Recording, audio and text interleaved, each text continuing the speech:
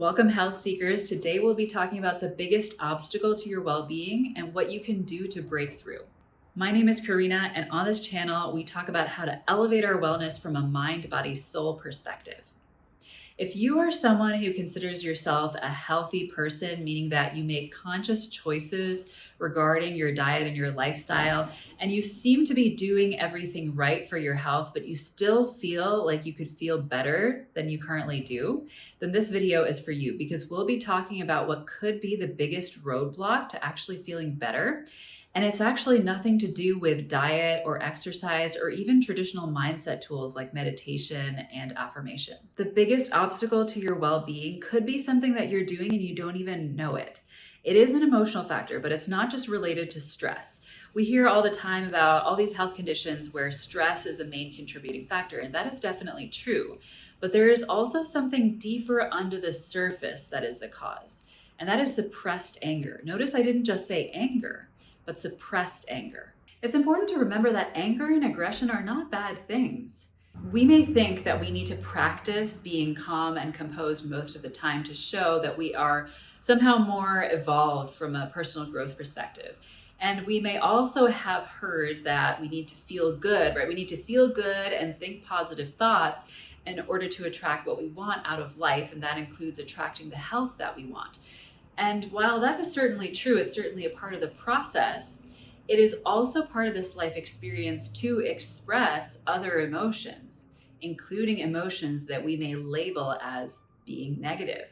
And really, there is no such thing as a negative emotion because when it comes down to it, an emotion is simply a sensation in the body. And in fact, when it comes to anger and aggression, these are actually part of our natural biological response to perceived threats. All animals do this. They perceive a threat and then they react with anger or aggression, and then they move on.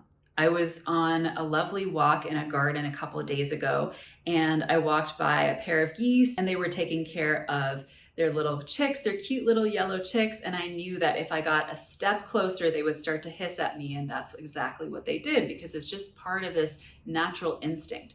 Now, when we think of us as humans, is it that we're just slaves to our bodies? No, not at all.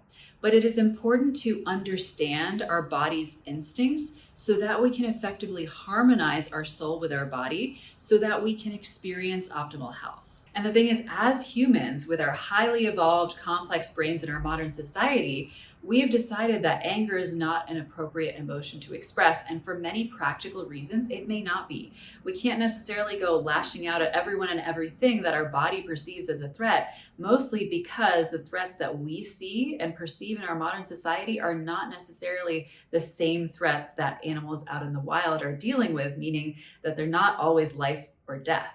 But our body certainly registers them as so. And the anger that we are experiencing as a result is real. It is a very physical bodily response that needs to be dealt with, completed, and released in a physical and embodied way. But this doesn't usually happen.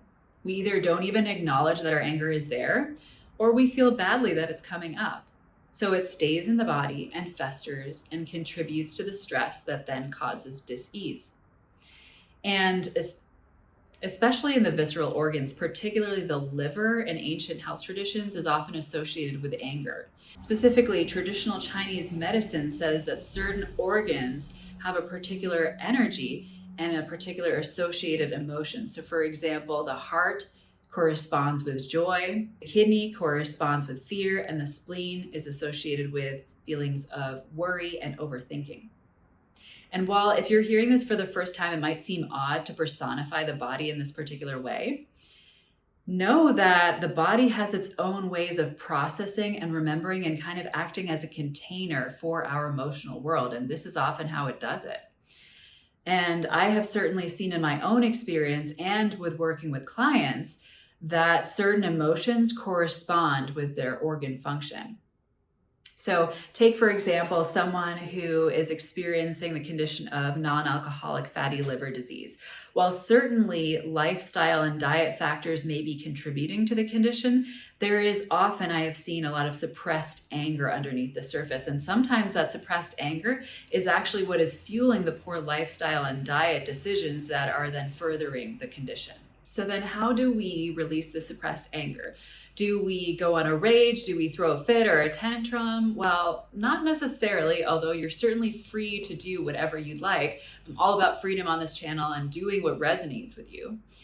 But there is a subtle difference between expressing an emotion in a way where we're attached to the intensity of that particular expression, where we're almost addicted to the shouting or the raging in that pattern, versus simply being present with yourself and your body as you're allowing the emotion to run through you.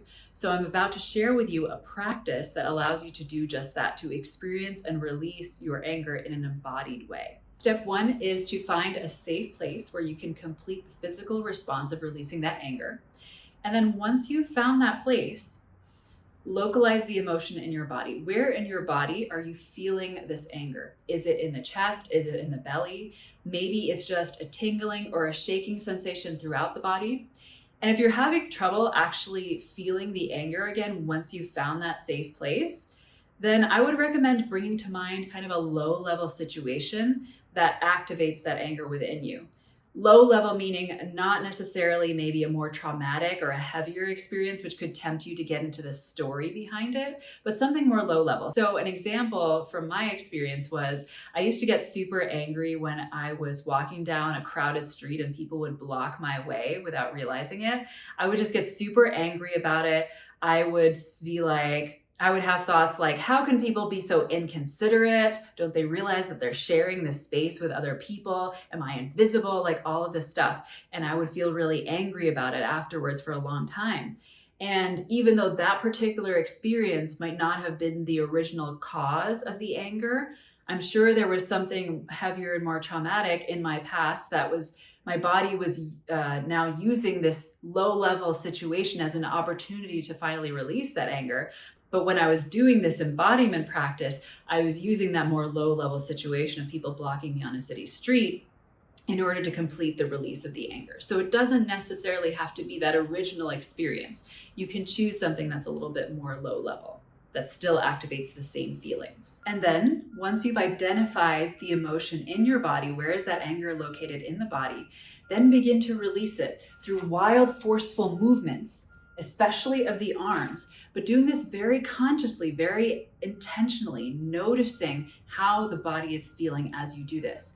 And then also take short bursts of air, of breath in and out through the nose or the mouth, often called breath of fire. And you will notice that the anger starts to dissipate.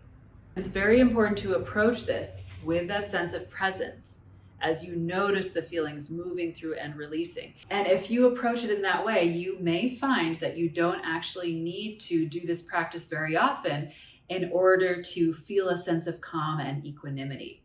But feel free, if you're in a situation where you are activated again with that same emotion of anger, feel free to rinse and repeat. And then you will start to see that with all emotions, not just anger, but any emotion that you may have labeled as negative, they're no longer activated by external circumstances as much, where we are now coming from the perspective that emotions are simply physical sensations in the body that we let run through us. And there's no longer a story from our external circumstances to justify and perpetuate those emotions. So those seemingly small situations where you may have had a disproportionate emotional response to them, where you were getting really angry about something small like I did when people were blocking me on a crowded city street. Those situations no longer have a hold on you, and they no longer conjure the emotions that they used to. And then your body starts to harmonize, your organs start to function better, you begin to breathe more easily, and you feel more at peace in your body and your mind. Feel free to like this video if you found it valuable, and to subscribe if you want to learn about more ways to feel amazing in your mind and your body.